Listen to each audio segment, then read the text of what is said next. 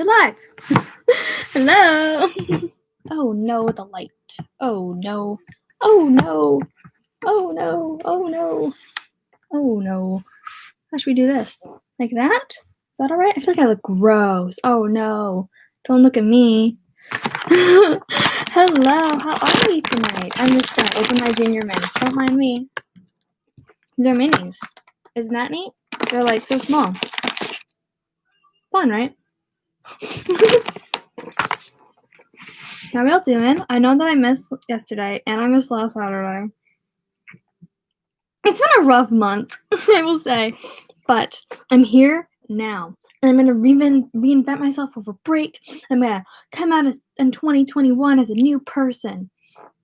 I am really excited to read this chapter, though. I'm all jazzed up.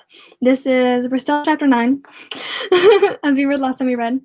And it's the chapter where we clean up Beverly's bathroom. And I'm excited because Stan's in this chapter and they go to the laundromat.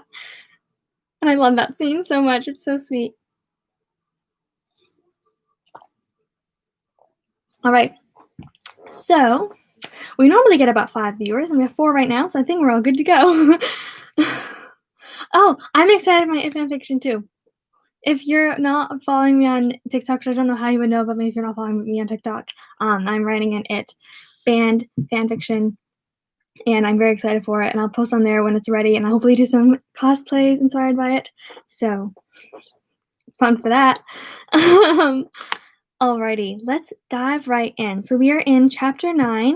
In the paperback first movie version, it is on page 417. We're in part 8 of chapter 9. For the next half hour, the 4 of them cleaned like grim elves, and as the blood disappeared from the walls and the mirror and the porcelain basin, Beverly felt her heart grow lighter and lighter. Ben and Eddie did the sink and mirror while she scrubbed the floor. Stan worked on the wallpaper with studious care, using a rag that was almost dry. In the end, they got almost all of it. Ben finished by removing the light bulb over the sink and replacing it with one from the box of bulbs in the pantry. There were plenty. Elfrida Marsh had bought a 2-year supply from the Dairy Lions during their annual light bulb sale the fall before. Shouldn't have eaten those junior mints. I have a lot of saliva. Blah. They used Elfrida's floor bucket, her Ajax, and plenty of hot water. They dumped the water frequently because none of them liked to have their hands in it once it had turned pink. At last, Stanley backed away, looked at the bathroom with the critical eye of a boy in whom neatness and order are not simply ingrained but actually innate, and told them, "It's the best we can do, I think."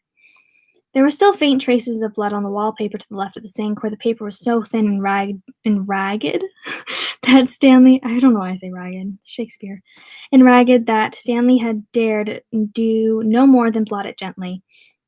Yet even here the blood had been sapped of most of its former ominous strength. It was a little more than a meaningless pastel smear.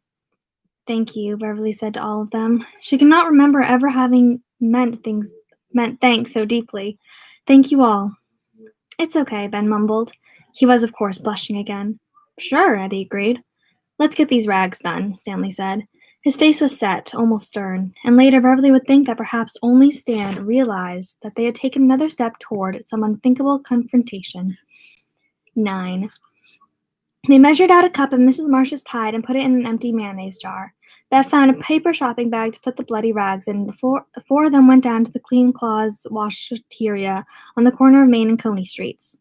2 blocks further up, they could see the canal gleaming a bright blue in the afternoon sun.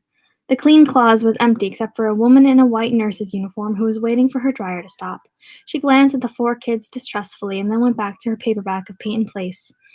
"Cold water," Ben said in a low voice. "My mom says you gotta wash blood in cold water." They dumped the rags into the washer while Stan changed his 2 quarters for 4 dimes and 2 nickels. He came back and watched as Bev dumped the Tide over the rags and swung the washer's door closed. I just realized something. When they introduce Stan, they say like, "Oh, Jews have a big nose and are rich," or something like that. And Stanley's like, oh, and then they're like, "But Stanley's always broke and has a normal nose." But here, he has his 2 quarters to pay for the washing machine, so he must not always be broke, unless he just never gives money to, like, the OG losers. Like, they keep asking for money, and he's like, "Oh, no, I don't have any." That's hilarious if that's actually true. Then he plugged 2 dimes into the coin op slot and twisted the start knob. Beverly had chipped in most of the pennies she had won at pitch for the fraps, but she found 4 survivors deep down in the left-hand pocket of her jeans. She fished them out and offered. She fished them out and offered to take them. Oh, she fished them out and offered them to Stan, who looked pained. "Geez," he said, "I take a girl on a laundry date and right away she wants to go Dutch." Beverly laughed a little. "You sure?" "I'm sure," Stan said in his dry way. "I mean, it's really breaking my heart to give up those 4 pence, Beverly, but I'm sure." The 4 of them went over to the line of plastic contour chairs against the washateria's cinder-block wall and sat there, not talking. The Maytag with the rags in it chugged and sloshed. Fans of suds slobbered against the thick glass of its brown porthole. At first, the suds were reddish. Looking at them made Bev feel a little sick, but she found it was hard to look away. The bloody foam had a gruesome sort of fascination. The lady in the nurse's uniform glanced at them more and more often over the top of her book. She had perhaps been afraid they would be rowdy. Now their very silence seemed to unnerve her. When her dryer stopped, she took her clothes out, folded them, and put them into a blue plastic laundry bag and left, giving them one last puzzled look as she went out the door. As soon as she was gone, Ben said abruptly, almost harshly, "You're not alone." "What?" Beverly asked. "You're not alone," Ben said. "You see—" He stopped and looked at Eddie, who nodded. He looked at Stan, who looked unhappy, but who, after a moment, shrugged and also nodded. "What in the world are you talking about?" Beverly asked. She was tired of people saying inexplicable things to her today. She gripped Ben's lower arm. "If you know something about this, tell me." "Do you want to do it?" Ben asked Eddie. Eddie shook his head. He took his aspirator out of his pocket and sucked on it with a monstrous grasp. Speaking slowly, picking his words, Ben told Beverly how he had happened to meet Bill Denbrough and Eddie Kasbrak in the Barrens and on the day school let out. That was almost a week ago, as hard as that was to believe. He told her about how they had built the dam in the Barrens the following day. He told Bill's story of how the school photograph of his dead brother had turned its head and winked. He told his own story of the mummy who had walked on the icy canal in the dead heart of winter with balloons that floated against the wind. Beverly listened to all of this with growing horror. She could feel her eyes widening, her hands and feet growing cold. Ben stopped and looked at Eddie. Eddie took another wheezing pull on his aspirator and told the story of the leper again, speaking as rapidly as Ben had slowly, his words tumbling over one another in their urgency to escape and be gone. He finished with a sucking little half sob, but this time he didn't cry. "And you?" she asked, looking to Stan Uris. There was a sudden silence, making them all start the way a sudden explosion might have done. "The wash is done," Stan said. They watched him get up, small, economical, graceful, and open the washer. He pulled out the rags, which were stuck together in a clump, and examined them. "There's a little stain left," he said, "but it's not too bad. Looks like it could be cranberry juice." He showed them, and they all nodded gravely, as if over important documents. Beverly felt a relief that, oh my gosh, why can't I read this chapter? Beverly felt a relief that was similar to the relief she had felt when the bathroom was clean again. She could stand the faded pastel smear on the peeling wallpaper in there, and she could stand the faint reddish stain on her mother's cleaning rags. They had done something about it. That seemed to be the important thing. Maybe something about it maybe it hadn't worked completely, but she had discovered it had worked well enough to give her heart peace, and brother, it was good enough for Al Marsh's daughter, Beverly. Stan tossed them into the barrel-shaped dryers and put in 2 nickels. The dryer started to turn, and Stan came back and took his seat between Eddie and Ben. For a moment, the 4 of them sat silent again, watching the rags turn and fall, turn and fall. The drone of the gas-fired dryer was soothing, almost soporific. A woman passed by the chockered open door, wheeling a cart of groceries. She glanced in at them and passed on. "I did see something," Stan said suddenly. "I didn't want to talk about it because I wanted to think it was a dream or something. Maybe even a fit like that Savior kid has. And you guys know that kid?" Ben and Bev shook their head. Eddie said, "That the kid who's got epilepsy?" "Yeah, right. That's how bad it was. I would have really thought I had something like that when I saw it. When I saw something really real." "Oh, I would have rather thought I had something like that than that I saw something really real." "What was it?" Bev asked, but she wasn't really sure she wanted to know. This was not like listening to ghost stories around a campfire while you ate wieners and toasted buns and cooked marshmallows over the flames until they were black and crinkly. Here they sat in the stifling laundromat, and she could see great big dust kitties under the washing machines. Ghost herds, her father called them. She could see ghost motes dancing in the hot shafts of sunlight which fell through the laundromat's dirty plate glass windows. She could see old magazines with their covers torn off. These were normal things, nice and normal and boring. But she was scared, terribly scared, because she sensed none of these things were made up stories, made up monsters. Ben's mummy, Eddie's leper, either or both of them might be out tonight when the sun went down. Or Bill Denborough's brother, one-armed and implacable, cruising through the black drains under the city with silver coins for eyes. My parents are watching a movie really loudly, and I don't know if you can hear it. I can hear it very clearly. If you can hear it, I'm very sorry. Also, it's cool that you got a new Pennywise tapestry today. I got my It poster for Christmas, and I'm going to hang it up on this wall over here, but I have to get a frame first. Yeah, when Stan did not answer immediately, she asked again, "What was it?" Speaking carefully, Stan said, "I was over in that little park where the standpipe is." "Oh, God, I don't like that place," Eddie said dolefully. "There's a haunted house in Derry, that's it." "What?" Stan said sharply. "What did you say?" "Don't you know about that place?" Eddie asked. "My mom wouldn't let me go near there even before the kids started getting killed. She takes real good care of me." He offered them an uneasy grin and held his aspirator tighter in his lap. "You see, some kids have drowned in there, 3 or 4. They... Stan, are you all right?" Stan Uri's face had gone a leaden gray. His mouth worked soundlessly. His eyes rolled up until the others could only see the bottommost curves of his irises. One hand clutched weakly at empty air and then fell against his thigh. Eddie did the only thing he could think of. He leaned over, put one thin arm around Stan's slumping shoulders, jammed his aspirator into Stan's mouth, and triggered off a big blast. Stan began to cough and choke and gag. He sat straight up, his eyes back in focus again. He coughed into his cupped hands. At last, he uttered a huge, burping gasp and slumped back against his chair. "What was that?" he managed at last. "My asthma medicine," Eddie said apologetically. God, it tastes like dog shit. Oh, God, it tastes like dead dog shit." They all laughed at this, but it was nervous laughter. The others were looking nervously at Stan. Thin color now burned in his cheeks. "It's pretty bad, all right," Eddie said with some pride. "Yeah, but is it kosher?" Stan said, and they all laughed again, although none of them, including Stan, really knew what kosher meant. Eddie stopped laughing first and looked at Eddie intently. Stan stopped laughing first and looked at Eddie intently. "Tell me what you know about the standpipe," he said. Eddie started, but both Bev and Ben also contributed.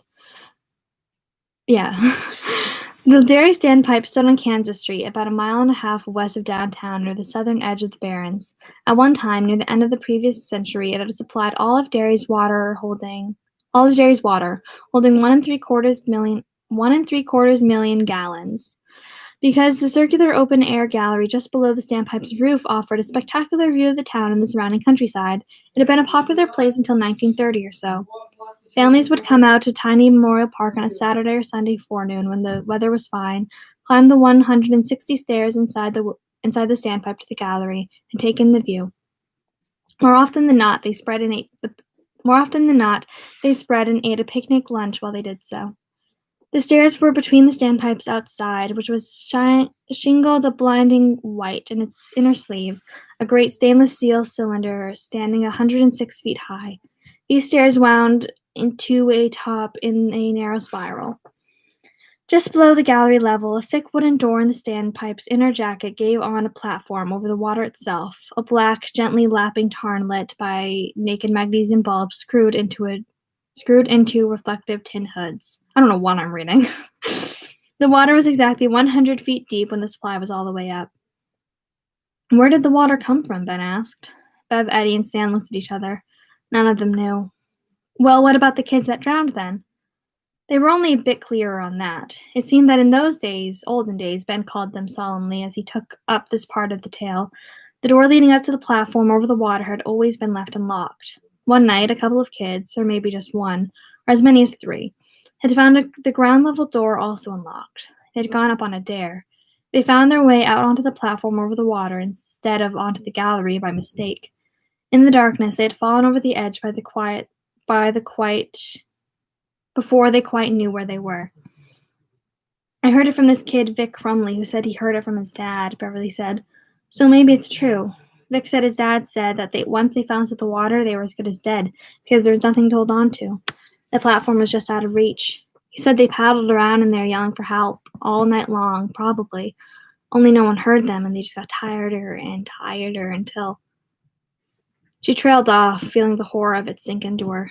She could see those boys in her mind's eye, real or made up, paddling around like drenched puppies, going under, coming up sputtering, splashing more and swimming less as panic set in. Soggy sneakers treading water, fingers scrabbling uselessly for any kind of purchase on the smooth steel walls of the sleeve. She could taste the water they must have swallowed. She could hear the flat, echoing quality of their cries. How long? 15 minutes? Half an hour? How long before the cries had ceased and they had simply floated face down, strange fish for the caretaker to find the next morning? God, Stan said dryly. I heard there was a woman who lost her baby, too, Eddie said suddenly. That was when they closed the place for good. At least that's what I heard. They did used to let people go up, I know that. But then one time there was this lady and her baby. I don't know how old the baby was. But this platform, it's supposed to go right out over the water. And the lady went to the railing and she was, holding the baby, and either she dropped it or maybe it just wriggled. I heard this guy tried to save it, doing the hero bit, He jumped right in, but the baby was gone.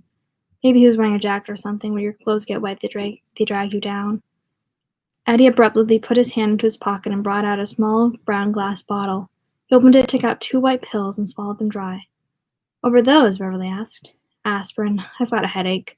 He looked at her defensively, but Beverly said nothing more. Does that mean they closed, like, the observation deck? Interesting. Ben finished. After the incident of the baby, he himself, he said, had heard it was actually a kid, a little girl about 3. The town council had voted to lock the standpipe, both downstairs and up, and stop the day trips and picnics on the gallery. It had remained locked from then until now. The caretaker came and went, and the maintenance men once in a while, and once every season, there were guided tours.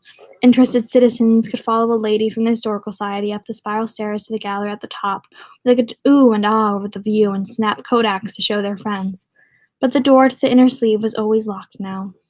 Is it still full of water? Stan asked. I guess so, Ben said. I've seen fire trucks filling up there during gas fire season. They hook a hose to the pipe at the bottom. Stanley was looking at the dryer again, watching the rags go round and round. The clump had broken up by now, and some of them floated like parachutes. What did you see there? Bev asked him gently. For a moment, it seemed he would not answer at all. Then he drew a deep, shuddering breath and said something that at first struck them all as being far from the point. They named it Memorial Park after the 23rd Maine in the Civil War. What? They named it Memorial Park after the 23rd Maine in the Civil War. The Derry Blues, they were called. There used to be a statue, but it blew down during a storm in the 40s. They didn't have money to fix the statue, so they put in a bird bath instead. A big stone bird bath. They were all looking at him. Stan swallowed. There was an audible click in his throat. I watch birds, you see. I have an album, a pair of Zyzok I don't know what that says, binoculars of Brand, and everything. He looked at Eddie. Do you have any more aspirins? Eddie handed him the bottle. Stan took 2, hesitated, then took another, gave the bottle back and swallowed the pills, one after another, grimacing. Then he went on with his story.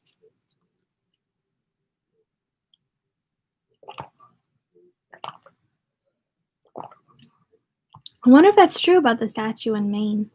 If the statue in Memorial Park, there was a statue in Memorial Park and it blew down. In Bangor, in the original town, Derry was based off of. Because there is a bird bath now. 10. Stan's encounter had happened on a rainy Start again. Stan's encounter had happened on a rainy April evening 2 months ago. He had donned his slicker, put his bird book and his binoculars in a waterproof sack with a drawstring at the top, and set out for Memorial Park. He and his father usually went out together, but his father had to work out that work over that night, and had called specifically at supper time. Had called specially at supper time to talk to Stan. One of his customers at the agency, another bird watcher, had spotted what he believed to be a male cardinal, Fringillidae richmondana bird, drinking from the bird bath in Memorial Park, he told Stan. They liked to eat, drink, and bathe right around dusk. It was very rare to spot a cardinal this far north of Massachusetts. Would Stan like to go down there and see if he could collect it? He knew the weather was pretty foul, but Stan had been agreeable. His mother made him promise to keep the hood of his slicker up, but Stan would have done that anyway. He was a fastidious boy. I don't know if I pronounced that right. There were never any fights about him getting to wear his rubbers or his snow pants in the winter. He walked the mile and a half to the Memorial Park in a rain so fine and hesitant that it really wasn't even a drizzle. It was more like a constant hanging mist. The air was muted but somehow exciting, just the same. In spite of the last dwindling piles of snow under bushes and in groves of trees, to Stan they looked like piles of dirty, cast-off pillowcases. There was a smell of new growth in the air. Looking at the branches of elms and maples and oaks against the lead-white sky, Stan thought that their silhouettes looked mysteriously thicker. They would burst open in a week or two, unrolling leaves of the delicate, almost transparent green. The air smells green tonight, he thought, and smiled a little. He walked quickly because the light would be gone in an hour or even less. He was as fastidious about his sightings as he was about his dress and study habits. And unless there was enough light left for him to be absolutely sure, he would not allow himself to collect the cardinal, even if he knew in his heart he had already seen it. He cut across Memorial Park in a diagonal. The standpipe was a white, bulking shape to his left. Stan barely glanced at it. He had no interest whatsoever in the standpipe. Memorial Park was a rough rectangle which sloped downhill. The grass, white and dead at this time of year, was kept neatly cut in the summertime, and there were circular beds of flowers. There was no playground equipment, however. This was considered a grown-ups park. At the far end, the grade smoothed out before dropping abruptly down to Kansas Street and the barrens beyond. The bird bath his father had mentioned stood in this flat area. It was a shallow stone dish set into a squat masonry pedestal that was really much too big for the humble function it fulfilled. Stan's father had told him that, before the money ran out, they had intended to put the statue of the soldier back up here again. I like the bird bath better, Daddy, Stan said. Mr. Ayres ruffled his hair. Me too, son, he said. More baths and less bullets. That's my motto. Oh my gosh! Stanley died in a bath. Oh my gosh! More baths and less bullets. Oh my gosh. I need a minute. Oh my gosh, that's being highlighted. Holy moly. Jeez. Donald. At the top of this pedestal, a motto had been carved into the stone. Stanley read it but did not understand it. The only Latin he understood was the genius classification of the birds in his book. I don't speak Latin. I don't know what this says. Something, the inscription read. Stan sat down on a bench, took his bird album out of the bag, and turned over the picture of the cardinal one more time, going over it, familiarizing himself with the recognizable points. A male cardinal would be hard to mistake for something else. It was as red as the fire engine, if not so large, but Stan was a creature of habit and convention. These things comforted him and reinforced his sense of place and belonging in the world.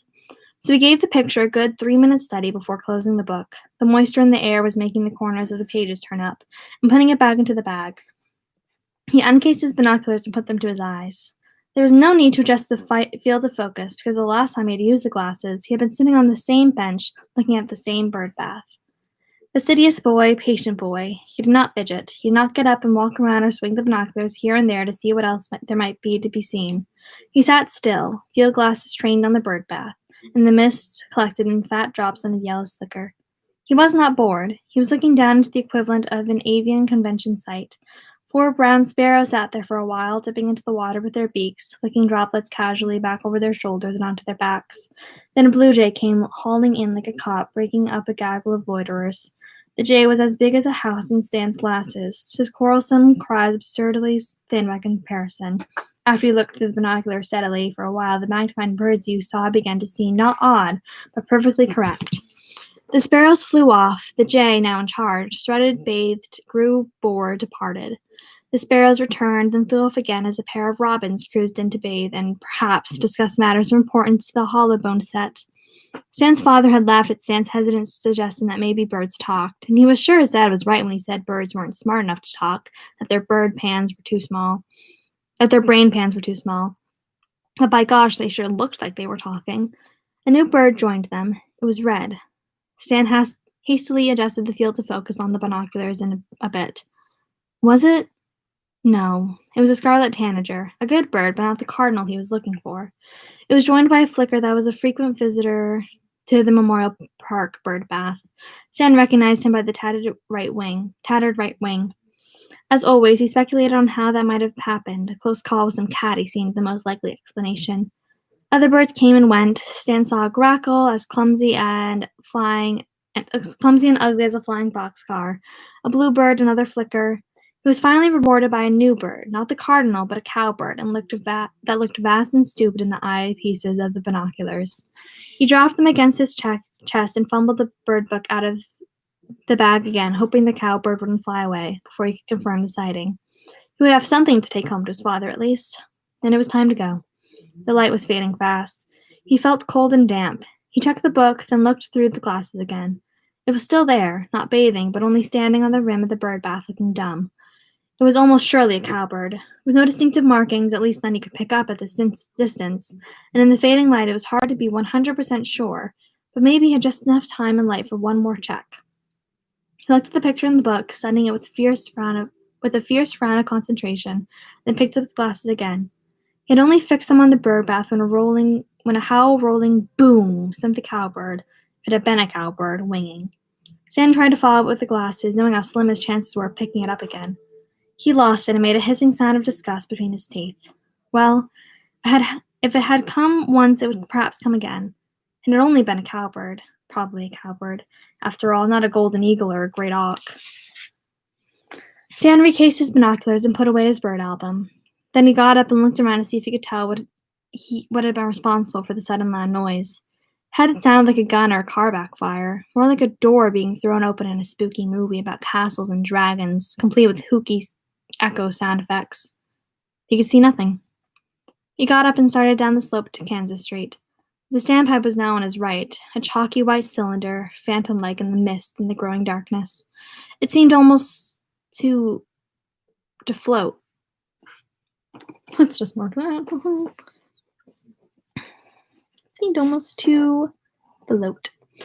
That was an odd thought. He supposed it must have come from his own head. Where else could a thought come from? But it somehow did not seem like his own thought at all. I feel like Stanley's the most connected to like the supernatural thing behind, like Pennywise and everything. If you've seen the Film Theory's video on the losers being able to shine, like Danny Torrance in The Shining, I think that Bill's shine is the strongest, but I think that Stan has the biggest connection to like the deadlights and to it and that stuff. He looked at the standpipe more closely and then veered in that direction without even thinking about it. Windows circled the building in intervals, rising round it in a spiral that made Stan think of the barber pole in front of the Mr. Arlett's shop, where he and his dad got their haircuts. The bone-white shingles bulged out over each of those dark windows like brows over eyes. Wonder how they did that, Stan thought, not with as much interest as Ben Hanscom would have felt, but with some. And that was when he saw there was a larger space of darkness at the foot of the standpipe, a clear oblong on the circular base. He stopped, frowning, thinking that was a funny place for a window. It was completely out of symmetry with the others. Then he realized it wasn't a window. It was a door. The noise I heard, he thought. It was that door blowing open. He looked around. Early, glooming dusk. White sky now fading to a dull, dusky purple, mist thickening a bit more toward the steady rain which would fall most of the night. Dusk and mist and no wind at all. So, if it hadn't blown open, had someone pushed it open? Why? And it looked like an awfully heavy door to slam open hard enough to make a noise like that boom. He supposed a very big person. Maybe. Curious, Dan walked over for a closer look. The door was bigger than he had first supposed, 6 feet high and 2 feet thick. The boards which composed it bound with brass strips.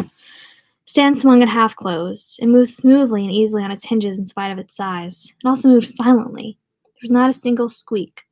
He had moved it to see how much damage it had done to the shingles, blasting open like that. There was no damage at all, and not so much as a single mark. Weirdsville, as Richie would say. Well, it wasn't the door you heard, that's all, he said.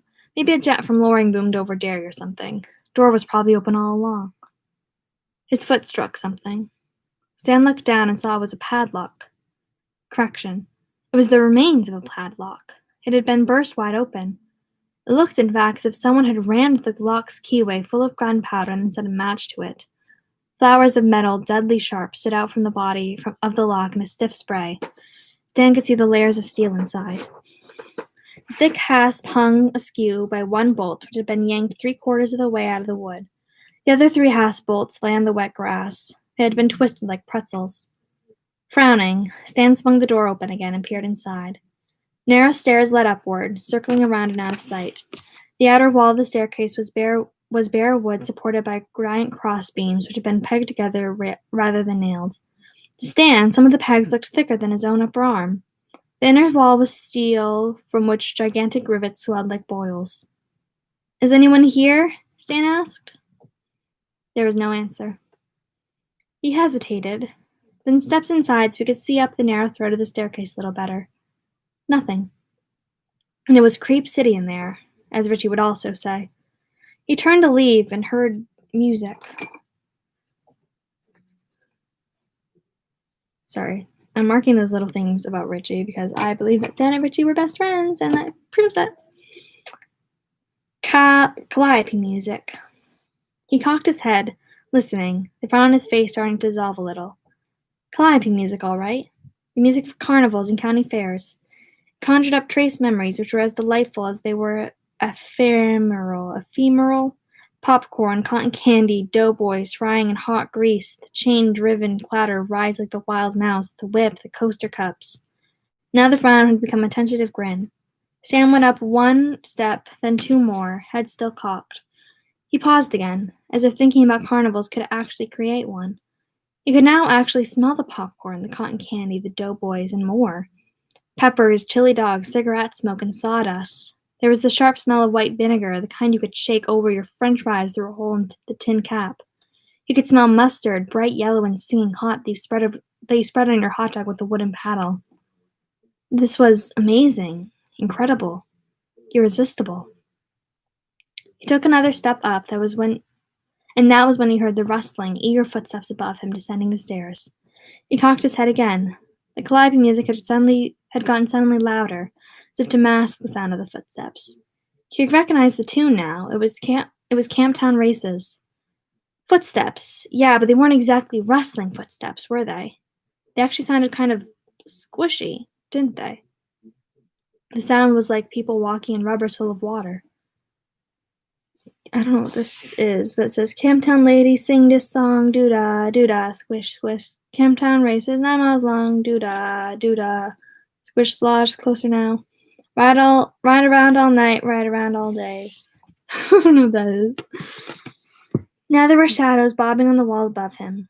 The terror leaped down Stan's throat all at once. It was like swallowing something hot and horrible, bad medicine that suddenly galvanized you like electricity. It was the shadows that did it. He saw them only for a moment. He had just that small bit of time to observe that there were 2 of them, that they were slumped and somehow unnatural.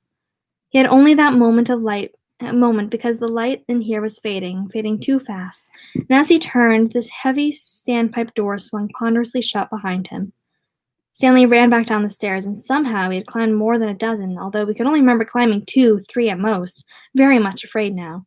It was too dark in here to see anything. He could hear his own breathing, could hear the calliope music toddling away somewhere above him. What's a calliope doing up here there in the dark? Who's playing it? Is calliope how you pronounce it? I'm assuming so. And he could hear those wet footsteps approaching him now, getting closer. He hit the door with his hands splayed out in front of him. Hit it hard enough to send sparkling tingles of pain all the way up to his elbows. It swung so easily before, and now it would not move at all. No, that was not quite true. At first it moved a little bit, just enough for him to see a mocking strip of gray light running vertically down its left side, then gone again, as if someone was on the other side of it holding the door closed. Panting, terrified, Stan pushed against the door with all of his strength. He could hear the brass bindings digging into his hands. Nothing. He whirled around, now pressing his back and his splayed hands against the door. He could feel sweat, oily and hot, running down his forehead. The calliope music had gotten louder yet. It drifted and echoed down the spiral staircase. There was nothing cheery about it. Now, it had changed. It had become a dirge, a dirge. It screamed like wind and water, and in his mind's eye Stan saw a county fair at the end of autumn, wind and rain blowing up a deserted midway, pennons flapping, tents bulging, falling over, wheeling away like canvas bats. He saw empty rides standing against the sky like scaffolds. The wind drummed and hooted in the weird angles of their struts. He suddenly understood that death was in this place with him, that death was coming for him out of the dark, and he could not run. So every single thing that happens every single bad thing that happens to him in regards to Pennywise, his automatic thought is death. Wow. All right. A sudden rush of water spilled down the stairs. Now it was not popcorn and doughboys and cotton candy he smelled, but wet decay, the stench of dead pork which was exploded in a fury of maggots in a place hidden away from the sun. "Who's here?" he screamed in a high, trembling voice. He was answered by a low, bubbling voice that seemed choked with mud and old water. "The dead ones, Stanley. We're the dead ones. We sank, but now we float. And you'll float too." He could feel water washing around his feet. He cringed back against the door in an agony of fear. They were very close now. He could feel their nearness. He could smell them. Something was digging into his hip as he struck the door again and again in a mindless, useless effort to get away. "We're dead, but sometimes we clown around a little, Stanley. Sometimes we—" It was his bird book. Without thinking, Stan grabbed for it. It was stuck in his slicker pocket and wouldn't come out. One of them was down now. He could hear it shuffling across the little stone areaway where he had come in. It would reach him in a moment. He would feel its cold flesh. He gave one more tremendous yank, and the bird book was in his hands. He held it in front of him like a puny shield, not thinking of what he was doing, but suddenly sure that this was right. "Robbins!" he screamed to the darkness, and for a moment the thing approaching, it was surely less than 5 steps away now, hesitated. He was almost sure it did. And for a moment hadn't he felt some give in the door against, but now he was cringing? But he wasn't cringing anymore. He was standing up straight in the darkness. When had that happened? No time to wonder. Stan licked his dry lips and began to chant. "Robins! Gray egrets! Loons! Scarlet tanagers! Grackles! Hammerhead woodpeckers! Red-headed woodpeckers! Chickadees! Wrens! The door opened with a protesting scream as Stan took a giant step backward into the thin, misty air. He fell sprawling on the dead grass. He had bent the bird book nearly in half, and later that night he would see clear impressions of his fingers sunk to the cover, as if it had been bound in Play-Doh instead of hard pressboard. He didn't try to get up, but began to dig in with his heels instead, but his butt grooving... No, go back. He didn't try to get up, but began to dig in with his heels instead, his butt grooving through the slick grass. His lips were pulled back over his teeth. Inside that dim oblong, he could see 2 sets of legs below the diagonal shadow line thrown by the door, which now stood half open. He could see jeans had decayed to a purplish black. Orange threads lay plastered limply against the seams, and water dripped from the cuffs to puddle around the shoes that had mostly rotted away, revealing swelled, purple toes within. Their hands lay simply at their sides, too long, too waxy white. Depending from each finger was a small orange pom-pom. Holding his bent bird book out in front of him, his face wet with drizzle, sweat, and tears, Stan whispered in a husky monotone. "Chicken hawks, grosbeaks, hummingbirds, albatrosses, kiwis." One of those hands turned over, showing a palm from which endless water had eroded all the lines, leaving something as idiot smooth as the hand of a department store dummy. One finger then rolled up again. The pom-pom bounced and dangled and bounced. It was beckoning him. Stan Uris, who would die in a bathtub with crosses slashed into his forearms 27 years later, got to his knees, then to his feet, then ran. He ran across Kansas Street without looking either way for traffic and paused, panting on the far sidewalk, to look back. From this angle, he couldn't see the door in the base of the sandpipe, only the sandpipe itself, thick and yet somehow graceful, standing in the murk. They were dead, Stan whispered to himself, shocked. He wheeled suddenly and ran for home.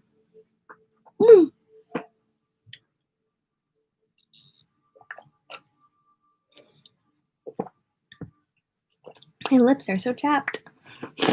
The dryer had stopped. 11. The dryer had stopped. So had Stan. The three others only looked at him for a long moment. His skin was nearly as gray as that April evening of which he had just told them. Wow, Ben said at last. He let out his breath in a ragged, whistling sigh. I'm gonna put on some lip gloss. My chips are so chapped. My lips are so chapped. I can talk. Yeah. This is my favorite lip gloss. It's a lip oil from Sugar Rush, which is a little Tarte brand. All right. It's true, Stan said in a low voice. I swear to God it is. I believe you, Beverly said. After what happened at my house, I'd believe anything. She got up suddenly, almost knocking over her chair, and went to the dryer. She began to pull out the rags one by one, folding them. Her back was turned, but Ben suspected she was crying. He wanted to go to her and lacked the courage. We gotta talk to Bill about this, Eddie said. Bill will know what to do. Do? Stan said, turning to look at him. What do you mean, do? Eddie looked at him, uncomfortable. Well, I don't want to do anything, Stan said. He was looking at Eddie with such a hard, fierce stare that Eddie squirmed in his chair. I want to forget about it. That's all I want to do. Not that easy, Beverly said quietly, turning around. Ben had been right. The hot sunlight slanting in through the washateria's dirty windows reflected off bright lines of tears on her cheeks. It's not just us. I heard Ronnie Grogan, and the little boy I heard first. I think it was maybe that little Clemens kid, the one who disappeared off his strike. So what? Stan said defiantly. So what if it gets more? She asked. What if it gets more kids? His eyes, a hot brown, locked with her blue ones, answering the question without speaking. So what if it does? But Beverly did not look down or away, and at last Stan dropped his own eyes. Perhaps only because she was still crying, but perhaps because her concern somehow made her stronger. Eddie's right, she said. We ought to talk to Bill. Then maybe to the police chief. Right, Stan said. If he was trying to sound contemptuous, it didn't work. His voice came out sounding only tired. Dead kids in the standpipe, blood that only kids can see, not grown-ups. Clowns walking on the canal, balloons that blow into the wind, mummies, lepers under porches. Chief Borton will laugh his bum off, and then stick us in the loony bin. If we all went to him, Ben said, troubled. If we all went together. Sure, Stan said. Right. Tell me more, Haystack. Write me a book. He got up and went to the window, hands in pockets, looking angry and upset and scared. He stared out for a moment, shoulders stiff and projecting beneath his neat shirt. Without turning back to them, he repeated, Write me a friggin' book. No, Ben said quietly. Bill's going to write the books. Stan wheeled back, surprised, the others looked at him. There was a shocked look on Ben Hanscom's face, as if he suddenly and unexpectedly slapped himself. Bev folded the last of the rags. Birds, Eddie said. What? Bev and Ben said together. Eddie was looking at Stan. You got out by yelling birds' names at them? Maybe, Stan said reluctantly. Or maybe the door was just stuck and then finally popped open. Without you leaning on it, Bev asked. Stan shrugged. It was not a sullen shrug. It only said he didn't know. I think it was the birds he shouted at them, Eddie said. But why? In the movies he holds up a cross, or say the Lord's Prayer, Ben added. Or the 23rd Psalm, Beverly put in. I know the 23rd Psalm, Stan said angrily, but I wouldn't do so good with the old crucifix business. I'm Jewish, remember? They looked away from him, embarrassed, either for him either for his having been born that way, or for their having forgotten it. Birds, Eddie said again. Jesus! Then he glanced guiltily at Stan again, but Sam was looking moodily across the street at the Bangor Hydro office. Bill will know what to do, Ben said suddenly, as if finally agreeing with Bev and Eddie. Betcha anything. Betcha any amount of money. Look, Stan said, looking at all of them earnestly. That's okay. We can talk to Bill about it if you want, but that's where things stop for me. You can call me chicken or yellow, I don't care. I'm not a chicken. I don't think. I'm not a chicken, I don't think. It's just that those things in the standpipe. If you weren't afraid of something like that, you'd have to be crazy, Beverly said softly. You have to be crazy, Stan, Beverly said softly. Yeah, I was scared, but that's not the problem, Stan said hotly. It's not even what I'm talking about. Don't you see? They were looking at him expectantly, their eyes both troubled and faintly hopeful, but Sam found he could not explain how he felt. The words had run out. There was a brick feeling inside him, almost choking him. He could not get it out of his throat. Neat as he was, sure as he was still only an 11-year-old boy who had that year finished the 4th grade. He wanted to tell them there were worse things about being frightened. You could be frightened by things like almost having a car hit you while you were riding your bike, or before the Salk vaccine, getting polio. You could be frightened by that crazy man, Khrushchev, I don't know, or of drowning if you went out over your head. You could be frightened by all those things and still function.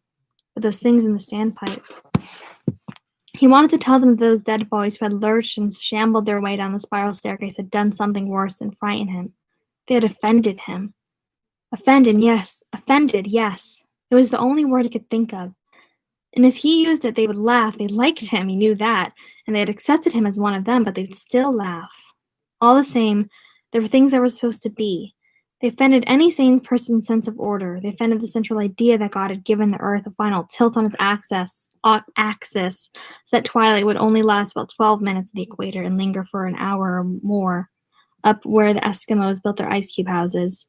That he had done that, and he then had said, in effect, okay, if you can figure out the tilt, you can figure out any damn thing you choose, because even light has weight, and when the note of a train whistle suddenly drops its Doppler effect when an airplane breaks the sound barrier, that bang isn't the applause of the angels or the flatulence of demons, but only the air collapsing back into place.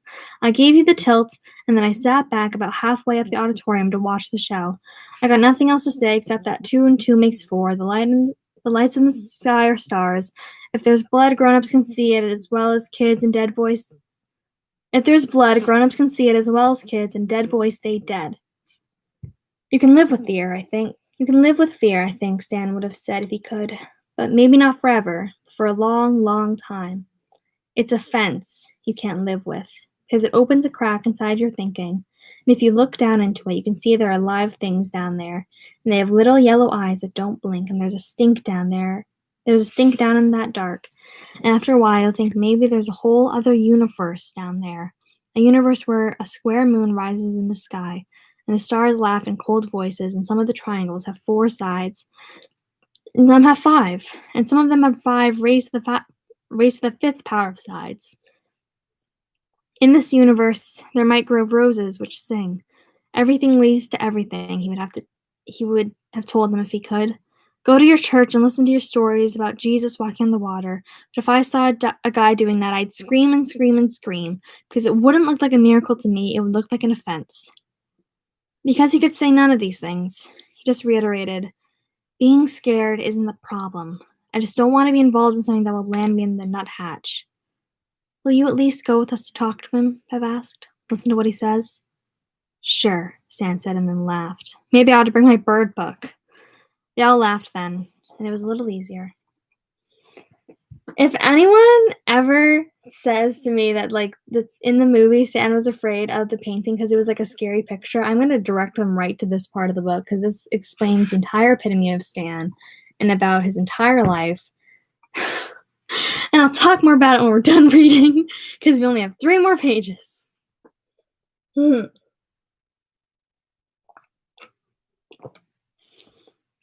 12. Beverly left them outside to clean claws and took the rags back home by herself. The apartment was still empty. She put them under the kitchen sink and closed the cupboard. She stood up and looked down toward the bathroom. I'm not going down there, she thought. I'm going to watch Bandstand on TV, so I can learn how to do the dog.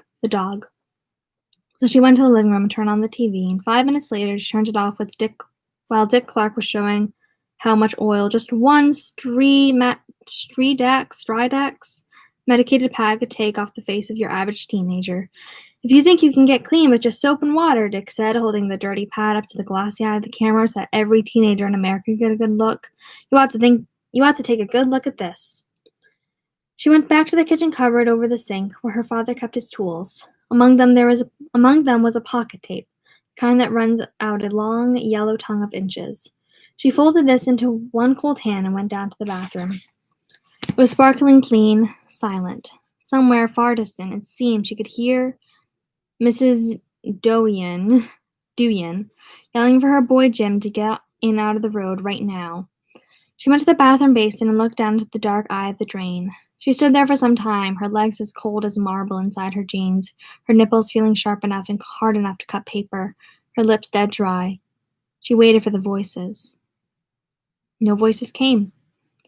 A little shuddery sigh came from her as she began to feed the thin steel tape into the drain. It went down smoothly, like a sword, into the gullet of a county fair slideshow performer. 6 inches, 8 inches, 10. It stopped, bounded up in the elbow bend under the sink, Beverly supposed. She wiggled it, pushing gently at the same time, and eventually the tape began to feed into the drain again. 16 inches now, then 2 feet, then 3. She watched the yellow tape sliding out of the chromed steel case, which had been worn black on the sides by her father's big hand. In her mind's eye, she saw it sliding through the black bore of the pipe, picking up muck, scraping away flakes of rust. Down there where the sun never shines and the night never stops, she thought. She imagined the head of the tape, with its small steel butt plate no bigger than a fingernail, sliding further and further into the darkness, and part of her mind screamed, "What are you doing?" She did not ignore that voice, but she seemed helpless to heed it. She saw the end of the tape going straight down now, descending into the cellar. She saw it striking the sewage pipe, and even as she saw it, the tape bound up again. She wheeled it again, and the tape, thin enough to be limber, made a faint, eerie sound that reminded her a little bit of the way a saw sounds when you bend it back and forth across your legs. She could see its tip wiggling against the bottom of this wider pipe, which would have a baked ceramic surface. She could see it bending, and she was oh my gosh. It's these last 2 pages. She could see it bending, and then she was able to push it forward again. She ran it out 6 feet, 7, 9, and suddenly the tape began to run through her hands by itself, as if something down there was pulling the other end. Not just pulling it, running with it. She stared at the flowing tape. Her eyes wide, her mouth sagging. Of fear. Fear, yes, but no surprise. Hadn't she known something like this was going to happen? The tape ran out to its final stop, 18 feet and even 6 yards. A soft chuckle came wafting out of the drain, followed by a low whisper that was almost reproachful. Beverly, you can't bite us. You'll die if you try, die if you try, die if you try. Beverly, wee. Something clicked inside the tape measurer's housing, and it suddenly began to run rapidly back to its case, the numbers and hash marks blurring by. Near the end, the last 5 or 6 feet, the yellow became a dark, dripping red, and she screamed and dropped it on the floor as if the tape had suddenly turned into a live snake. Fresh blood trickled over the clean white porcelain of the basin and back down to the drain's wide eye. She bent, sobbing now, her fear of freezing weight in her stomach, and picked the tape up. She tweezed it between her thumb and first finger of her right hand, and, holding it in front of her, took it into the kitchen. As she walked, blood dripped from the tape and onto the faded linoleum of the hall and the kitchen. She steadied herself by thinking of what her father would say to her, what he would do to her if he found that she had gotten his measuring tape all bloody. Of course, he wouldn't be able to see this blood, but it helped to think that. She took one of the clean rags, still as warm as fresh bread from the dryer, and went back to the bathroom. Before she began to clean, she put the hard rubber plug in the drain, closing that eye. The blood was fresh, and it cleaned up easily. She went up her own trail, wiping away the dime-sized drops on the linoleum, then rinsing the rag, wringing it out, and putting it aside. She got a second rag and used it to clean her father's measuring tape. The blood was thick, viscous. In two places there were clots of the stuff, black and spongy.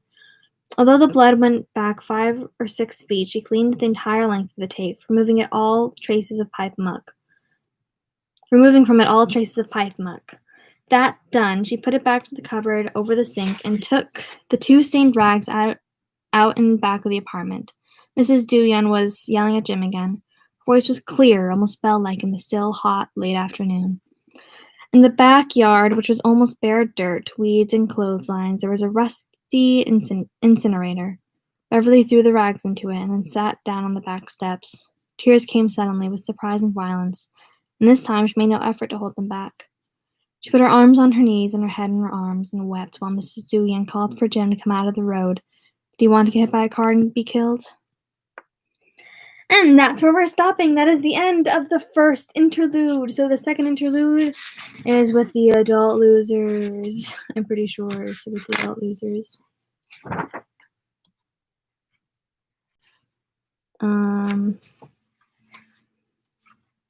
Yeah, part 3 is with the adult losers. So next time we'll try and get through the entire second interlude. It's a good 38, or no, is it 38 pages? It's a good 35 pages. So we'll probably be able to get through it. It's a boring part, but we'll get through it. It'll be great. Dick Halloran's in it, which is fun. Alrighty. So yeah, I really get annoyed when people misinterpret the losers' entire characters and also their fears. More so with their characters, but the fears just kind of like irks me a little bit. But I do think that chapter, and specifically, it really perfectly shows Stanley's fear and his discomfort with Pennywise and with returning to Derry. Because a lot of people think, like, oh, he's the scaredest member, like, that's why he doesn't come back, because he's too scared. But it's not necessarily that. It's because Pennywise and it and the Deadlights and that whole world doesn't fit into his world. Like, the thing with the Judith in the movies, the painting, isn't that she's a scary face. It's that her face is distorted and it doesn't look right to him because his world is really clean and perfect, and then she's just messed up. Like when Richie asks, is she hot? And he says, no, her face is messed up. That's how he answers. It's not like, no, she's creepy. No, she's scary. No, her face is messed up. That's the problem. That's why he has to go straighten out the picture when he walks by, because it's not right. Ugh. Stanley's my favorite character, if you haven't noticed, and I spend a lot of my time thinking about him, and I will definitely be reading that entire part again and highlighting most of it, but also, oh my gosh, that quote from Mr. Donald Uris, more baths and less bullets. I think that's a motto we all should live by, but we shouldn't use baths in the way that Mr. Stanley Uris did on that dark, dark day. All right, this was a quick read. I feel like it hasn't even been an hour, and we're all done reading. And that was I think it's because like the chapter, the part was like 30 something pages, which is normally what we read, but it was really engaging. I was really engaged because it's Stanley's chapter, and he's not going to be in any of these grown-up ones. But I really like the scary ones. I really like this. What was I saying? I really like the ones where they get scared in, because I feel like it's really fast-paced and interesting. Sometimes it gets really dull, but most of the time with the scare scenes, once you get to the scare, at least it gets interesting. So I feel like it was easy to read through. I hope you guys enjoyed it. I enjoyed it a lot. I enjoy talking about Stanley. So that's where we're gonna leave tonight. I might do I said this last time we went on break from school, that I might do some reading throughout this week when I have off from school, which I'd like to do. I'd like to get ahead a little bit. Don't feel obligated to come. I'll definitely post on TikTok when that would be. But if you aren't able to come, it will be converted into a video on my channel like all these live streams are. So you can always head over there if you miss one or if you can't come to one. If you just forget, that's totally fine. You can catch up over there. And yeah, that's pretty much it. I hope you all had a very lovely holiday. If you're celebrating Kwanzaa, I hope you have a great time with all of that. And if I don't do any readings this year, I will see you in the new year. Well, I won't see you. You'll see me in the new year. We'll do this again in the new year, which is exciting. Woo! Okay, alrighty. Hope you all have a great night or a great day wherever you are. Great start to your week tomorrow with it being Monday. And I'll see you all later. Bye. Thank you for joining us.